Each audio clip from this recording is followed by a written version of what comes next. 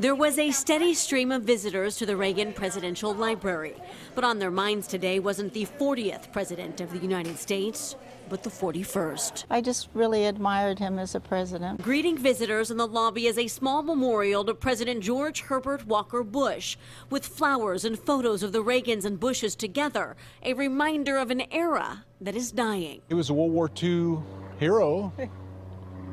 Fighter pilot in the Pacific. As a one-term president, Bush Sr. is sometimes written off, but no one here had a hard time remembering his impact. The Berlin Wall came down in his presidency. He passed the ADA Act, and I think everybody should be appreciative. The library is asking that visitors sign these books of condolences. They're going to be leaving them out here in the lobby throughout the week and then sending them along to the Bush family. I think he was a good man.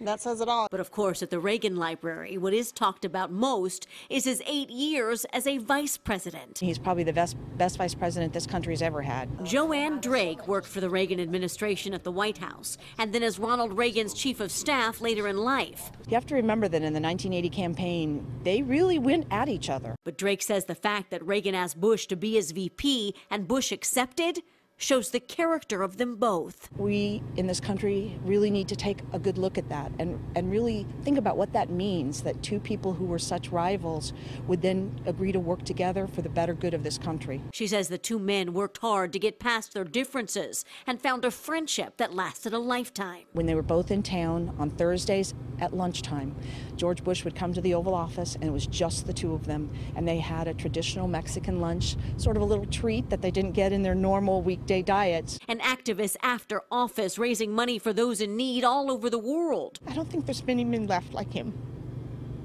And I think he serves as a really good example for my kids, certainly, and for the future. More than 50 years serving this nation, and a legacy that those who knew him hope is celebrated for generations to come.